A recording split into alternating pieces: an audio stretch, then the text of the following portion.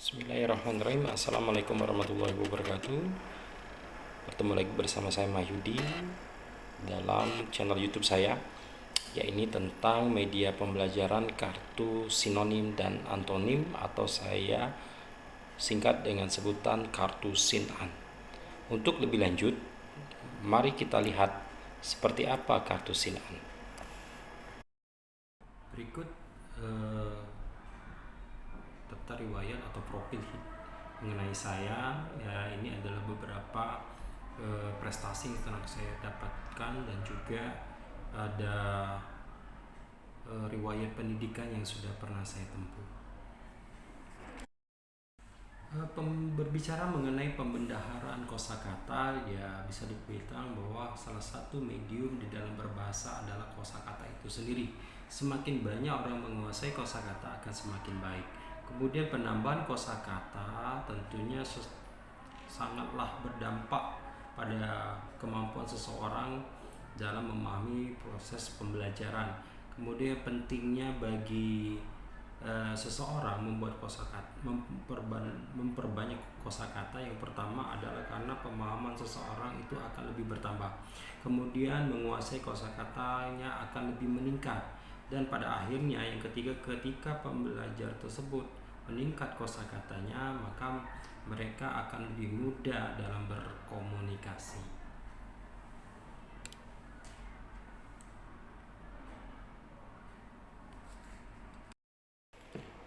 Oke, peningkatan kosakata di dalam pembendaharaan kata perlu dipahami bersama. Nah, salah satu bentuk peningkatan kosakata yang harus dipahami adalah dengan mempelajari bagaimana pembendaharaan kata itu bisa meningkat dengan menggunakan memahami sinonim dan antonim. Nah, diharapkan dengan pemahaman ini, kemampuan pembendaharaan kata siswa semakin lebih meningkat. Siswa akan semakin lebih memahami bagaimana mereka menggunakan kosakata tersebut sesuai dengan maknanya. Sinonim adalah persamaan kata memiliki 3 jenis. Nah, yang pertama jenis mutlak atau sinonim mutlak, maksudnya ini kata-kata dapat terstruktur tempat dalam konteks kebebasan ataupun tanpa merubah struktur dan makna dalam rangkaian katanya. Contoh kosmetik, alat kecantikan, sinonimnya. Kemudian laris itu laku. Kemudian legislatif, leksikografis atau perkamusan dalam sinonimnya. Lalu ada sinonim mutlak yang B, yaitu kata-kata yang dapat bertukar tempat dalam konteks kebahasaan tertentu tanpa mengubah makna struktur leksikalnya. Nah, ini kata contohnya itu misalkan saja kata melatis atau mencoba, lahiria atau jasmania. Nah, itu sinonimnya. Lalu sinonim selingkung. Sinonim selingkung ini kata-kata yang dapat saling mengganti dalam salah satu konteks kebahasaan. Nah, dalam satu konteks kebahasaan tertentu saja secara struktural dan leksikal, maksudnya. Contoh, lemah dan lemes, itu keduanya memiliki. Untuk lawan kata atau antonim itu juga terbagi menjadi 3. Ada antonim berpasangan, yaitu kata-kata yang secara makna jelas bertentangan karena didasarkan pada makna si pasangannya, sehingga tidak bisa dipertentangkan tanpa kehadiran makna pasangannya. Jika salah satu dinegatifkan, tidak serta-merta memunculkan pasangannya. Contoh, misalkan saja kalau kita lihat di sini adalah kata berdosa.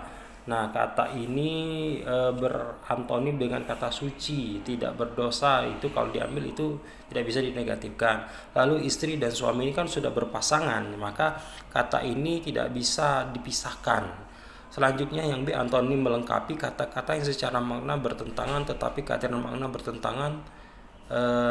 Salah satu kata bersifat melengkapi kehadiran makna yang lain. Contoh, pertanyaan itu lawan katanya jawaban, mencari, menemukan. Nah, kemudian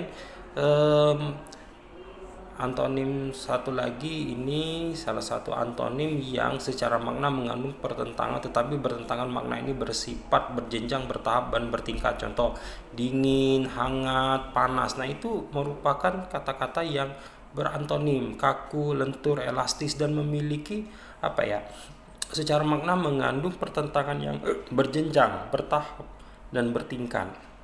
Nah, ini sering muncul dalam soal-soal perguruan tinggi negeri maupun soal-soal kedinasan yang sifatnya analogis ya. Pada kesempatan ini, saya Mahdi ingin memberikan informasi dan berbagi kepada Bapak dan Ibu mengenai media pembelajaran yang saya buat. Media pembelajaran ini sempat saya pakai dan saya gunakan ke dalam sebuah perlombaan dan alhamdulillah mendapatkan apresiasi, yaitu pada ajang lomba mengajar di tingkat provinsi. Nah, media ini merupakan media yang mudah untuk direplikasi atau untuk diproduksi, bahkan bisa digunakan oleh guru-guru, khususnya guru-guru bahasa Indonesia di berbagai jenjang. Adanya buku media ini tentunya akan membuat pembelajaran semakin menarik, semakin kreatif, semakin inovatif. Dan dengan adanya media pembelajaran ini, siswa akan mendapatkan input lebih dari pengetahuan mereka dan meningkatkan kosakata. Lebih lanjut, berikut ini kartu. Kemudian untuk penggunaan media Sin-An ini bisa dilihat di sini. Yang pertama adalah permainan ini bersifat berpasangan. Untuk itu harus ada lawan bermain saat menggunakannya. Kemudian yang kedua, terdapat dua kelompok kartu, yaitu kartu yang antonim dan sinonim, dengan masing-masing pemain akan dibagi kartu Sin-An sama banyak. Jadi dibagi sama banyak, terdapat 28 kartu. Kemudian peserta yang mampu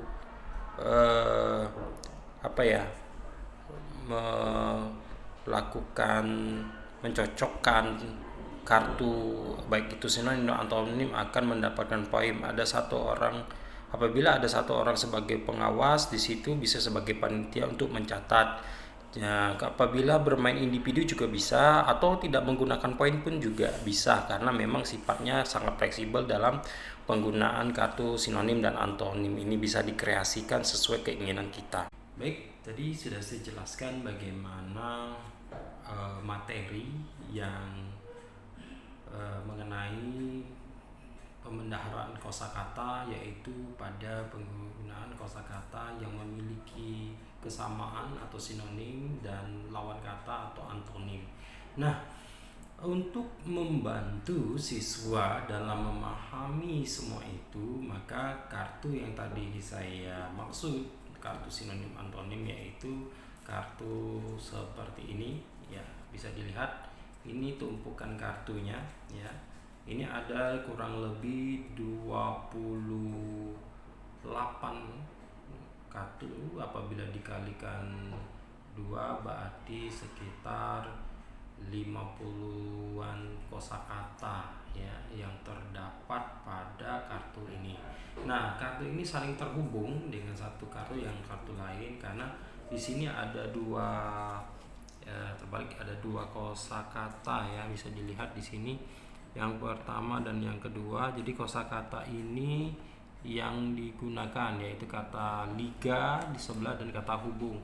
Nah, hubungan. Jadi di sini liga, di sini hubungan. Nah, hubungan ini nanti akan ada kartu lain ya, yang ada di sisi sini untuk disatukan dan sisi sebelahnya untuk disatukan. Jadi permainnya sama seperti kita bermain domino ya, domino atau gaplek kalau dia berbentuk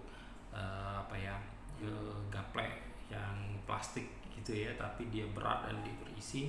Nah, ini bisa seperti domino atau gaplek yang biasa digunakan atau dimainkan oleh biasanya bapak-bapak ya, dimainkan.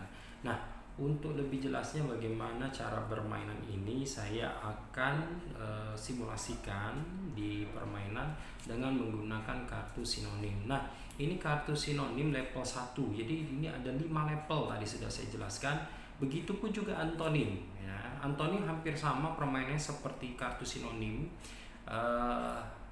Bedanya kan kalau antonim lawan kata, sinonim persamaan kata. Nah, untuk lebih jelas mari kita lihat cara permainannya.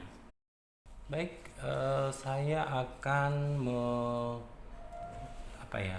lebih ke mengocok dulu kartu ini ya. Saya kocek terlebih dahulu, kemudian saya akan bagikan kepada 4 pemain ya. Ada 4 pemain, kita bisa bagikan. Nah, tadi saya pernah jelaskan di slide bahwasanya bisa ada juri sebagai membantu ya, karena memang kosakatanya apabila tidak tersusun dengan sistematis membuat bingung. Nah, ini kita bagi sesuai dengan jumlah orang yang ada di dalamnya, orang yang berada di permainan ini bisa kita bagi bersama-sama. Nah, dengan pembagian yang sama rata ini diharapkan para pemainnya bisa bermain dengan baik dan leluasa dan kosakatanya lebih terarah. Bisa jadi di dalam pembagian ini ada kosakata yang sama. Jadi kalau kosakatanya sudah ada lawan di dalam kartu ini ya bisa langsung lanjut ya. Nah, seperti itu. Nah, baik, kita akan lanjutkan permainan dengan menggunakan media kartu Sin-an ini. Kartu pertama ditaruh di sini ya. Ini pemain pertama menaruh kata dengan menggunakan kata mutlak dan bala. Nah, pemain kedua akan memasukkan ke sebelahnya yaitu kata mutlak sama absolut karena memiliki persamaan kata. Kemudian pada pemain selanjutnya apabila memiliki kata yang sama, dia juga bisa memasukkan seperti ini ya, dia memasukkan kata bencana.